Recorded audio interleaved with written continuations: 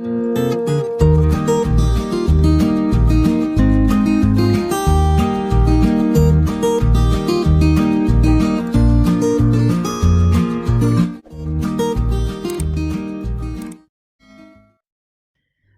عليكم ورحمة الله وبركاته. اللهم صل وسلم وبارك على سيدنا محمد وعلى آله وصحبه وسلم. عاملين ايه احلى اخوات؟ يا رب تكونوا كلكم بخير وسعادة الدنيا يا رب العالمين. المهم النهارده بقى الفيديو بتاعنا هنعمل ان شاء الله طريقة فراخ بانيه كده حلوة، وهنعمل مكرونة. انا بقى اكتشفت ان اكياس المكرونة مش زي بعضها، وانا عايزة اعمل كيسين. اعمل ايه؟ هنا لقيت كيسين اسماء مختلفة بس هم يعني قريبين من بعض. دول طبعا الارجح ان انا اعمل منهم، وده هشيله. كنت مفكرة فيه 2 من ده او 2 من ده، فطلع واحد وواحد هيتشالوا. تمام. دلوقتي بقى نيجي هنا ايه للبطاطس. هنعمل بطاطس محمرة برضو كده وسلطة. حطيت عليها كده مية وركنتها يا معلقة هيبقى كده علشان الطينة. طبعا زي ما انتوا فاهمين البطاطس الجديدة ما شاء الله عليها. دي البصلة هعملها في الكبة علشان خاطر ايه نتبل البانيه بتاعنا. تعالوا بقى هنا للبانيه. لو انتوا بقى زي كده النهارده، يعني اول ما بجيب البانيه بصراحه بشمه صراحه يعني، فبصراحه لقيته ايه يعني مزفر كده معايا شويه. هقول لكم بقى تضيعوا الزفاره دي ازاي من البانيه. معايا كده كيلو من البانيه. تمام. وفي ليمونتين.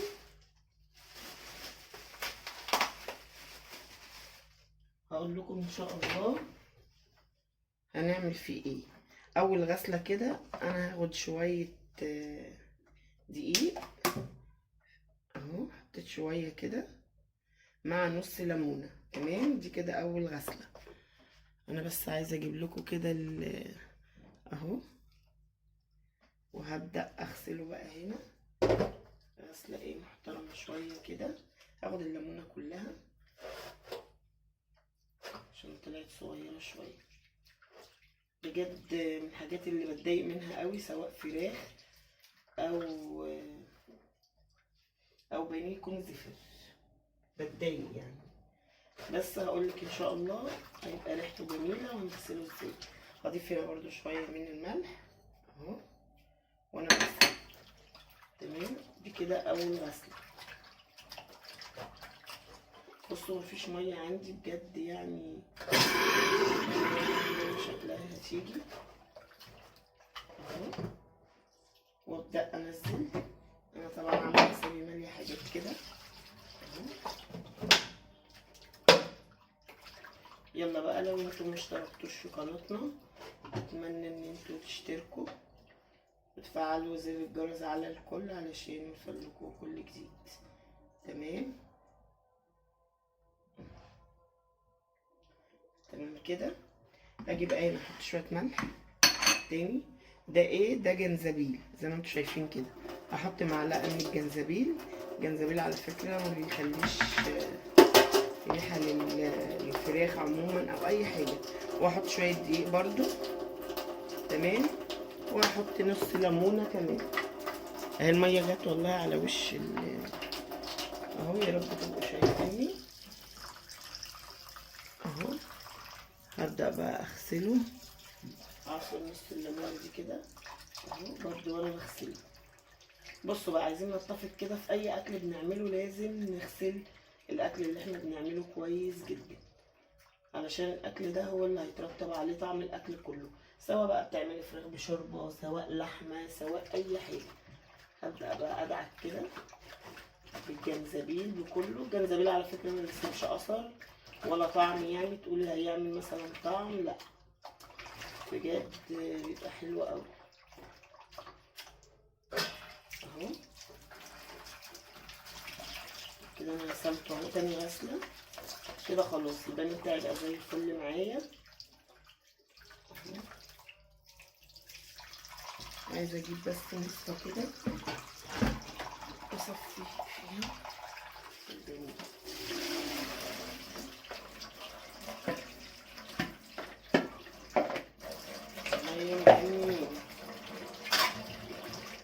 جنزبيل جميل جدا جدا. اغسل ايدي كده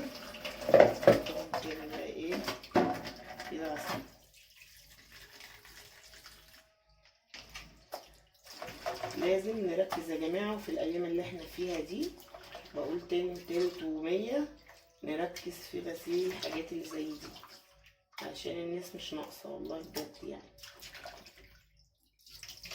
ويا ريت لما نجيب فراخ أو بني أو أي حاجة نشمها كويس، نشوف درجة هنغسلها قد ايه. يعني انا بشمها ليه؟ علشان اشوف كده انا هغسلها كام فم، هتحتاج معايا اغسلها قد ايه. مش هغسل كده وخلاص واعمل وخلاص، لا كده بقى اجي اشمها ان شاء الله تبقى زي الفل مفيهاش اي حاجه. هي تكات بسيطه كده بس على فكره بتفرق في الاكل وطعم الاكل، عشان ما تسببش زفاره للاكل اللي انت بتعمله. بس انا هشطفها. انا بتبل البانيه بتاعي مش اكتر من ملح وفلفل، وبجيب كده بصلايه اهي هعملها كلها في الكبه الصغيره. تمام اهو، وهتبقى تمام معايا. شيل الغلاف ده كده، سوري اهو. سيبت عليها كده ميه شويه تشطف برضو كويس. خلاص كده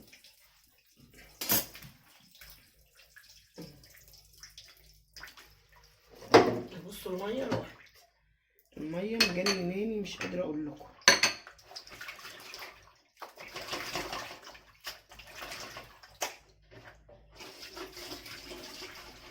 خلاص شايفه خلاص كده، بس كده تمام زي الفل. البانيه بتاعي بقى كده ايه تمام قوي. الدقيق الحاجات دي طبعا ما نقطعهاش من البيت، الجنزبيل بالذات انا بجيب كده بكميه واخليه عندي. هبدا اغسل بقى البصلايه حلو، اغسل الطبق كده الاول. بصوا انا بتحايل على الميه محايله، والله بتحايل محايله، زهقت بجد. حتى بصوا الفلتر عندي ساعات بستعمله من قله ان مفيش ميه. طبعا هعمل مكرونه مش هعملها معاكم، ممكن احمرها واعملها كده بالصلصه، لان طبعا الصغيره دي تحمير اكتر من السلق، فاهميني؟ يعني هشوف بقى لسه هعمل ايه. كده تمام، بس هعمل بقى دي في الكبه وارجع معاكم تاني.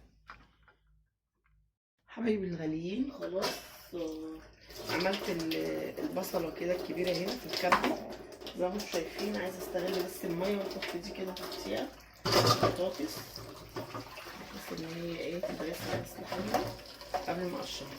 هاجي بقى انزل خلاص كده، فرمت كده البصله ناعمه شويه.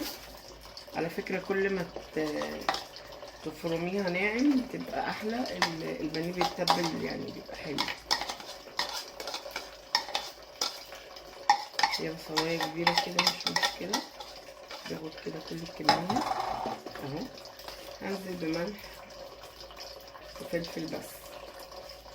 تمام،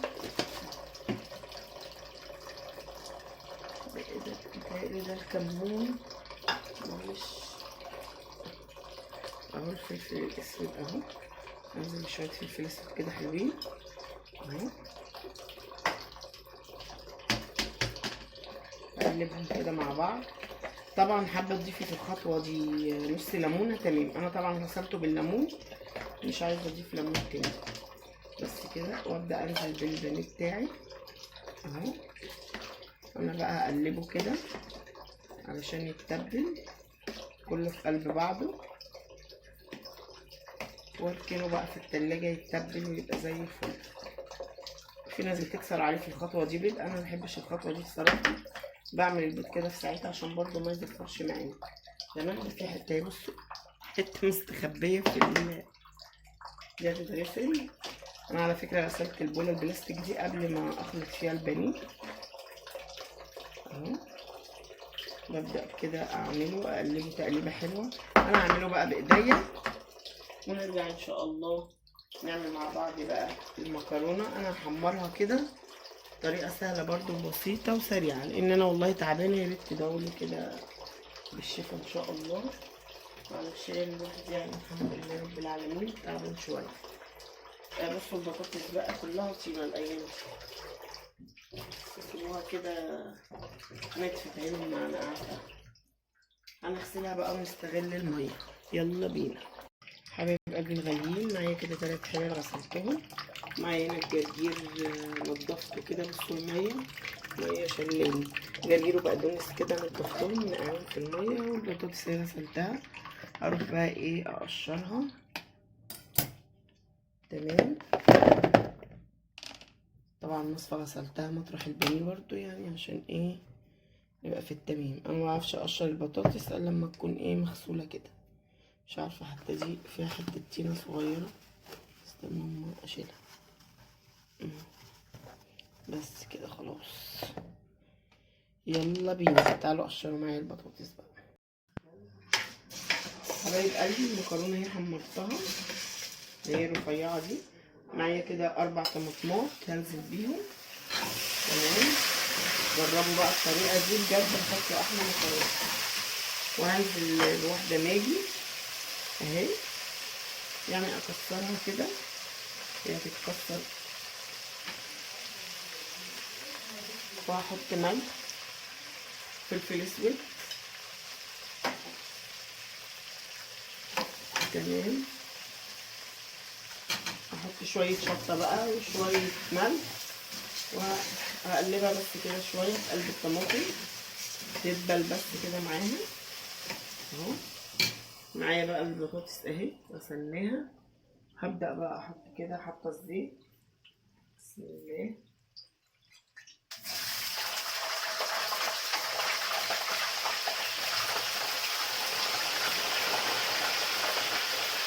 تمام الزيت.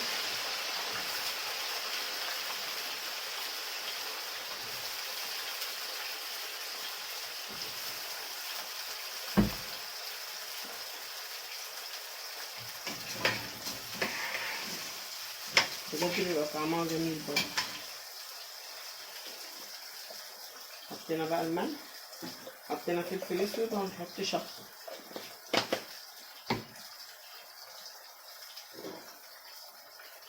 هحط شويه شطه كده خلوها ايه حلوه.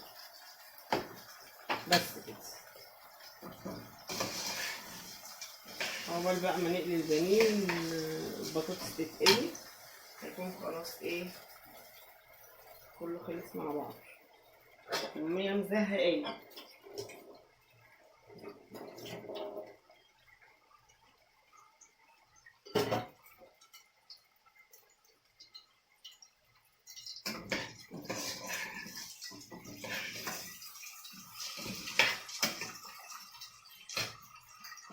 هندي عليها النار كده، بنشوح الطماطم مع الماجي مع المكرونه كده شويه زي ما انتم شايفين كده. وهبدا انزل بالميه بتاعتي. الميه بتاعتي شويه تبقى شغاله شويه لا. عايزه تضيفي بقى شويه بابريكا كمان. انا مش عارفه والله، كنت جايبه ومش عارفه تايهه مني في الضلفه، مش عارفه راحت فين. بس هي الطماطم حلوه يعني شغاله اهو. اضيف شويه ميه كمان. خلاص كده. بس كده هبدأ اغطيها. ودي كده البطاطس اهي على النار شايفينها. حبايب قلبي دي كده حاجات السلطة نركنها على جنب دلوقتي. تعالوا بقى نعمل ايه. معايا كده البانيه، معايا بيضتين اهم هنكسرهم كده في طبق خارجي. مش بحب الصراحة اعملهم على البانيه دايركت كده، هنكسرهم لوحدهم. مش عارفة البيضة مش عايزة تتكسر، مش عارفة في ايه. الحمد لله يا رب. لا اله الا انت سبحانك اني كنت من الظالمين. صلى على الرسول بقى. هحط فلفل اسود طبعا وملح واقلبهم. شايفيني ولا مو شايفيني؟ حطينا ملح حبه كده طيبين ولاد حلال. حط فلفل اسود.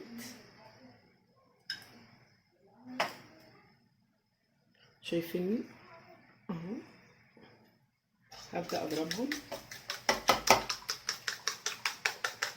في ناس بتضيف لبن براحتك، بس انا بصراحة مبحبش اضيف لبن يعني. انا بعمل البانيه كده دايما بيبقى تحفة يعني. تمام. معايا طبق فاضي هنا ومعايا البانيه اهو. هنجيب بقى هنا البقسماط والفيجيتار دول كده كانوا شويه عندي. ده فيجيتار حار كده بجيبه اهو، هو بيبقى طبعا متبل.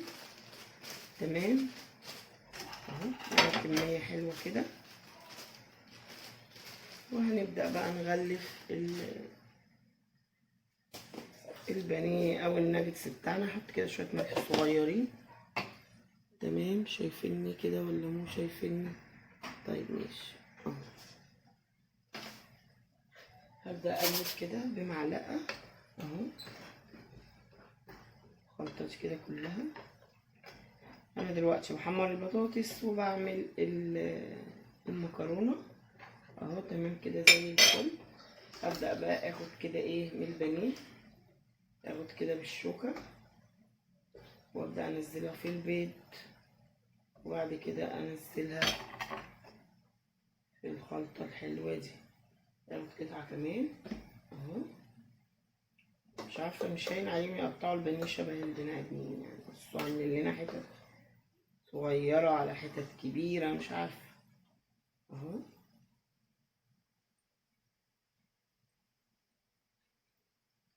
ببدأ بقى اضغط كده اهو عشان ايدي بس ما يلزقش فيها. اعمل بس معاكم قطعة كده، والباقي طبعا هعمله مع نفسي. انا عندي الشاكوش، وساعات بضغط عليها بايدي كده او ادبها كده وخلاص يعني، مش لازم اوسخ الشاكوش. تمام اهو. بغلفها طبعا كده كويس واقوم حطوها في الطبق. اعمل بقى الكميه كلها اللي معايا دي. حته كده جت طويله شويه، مش مشكله اهو.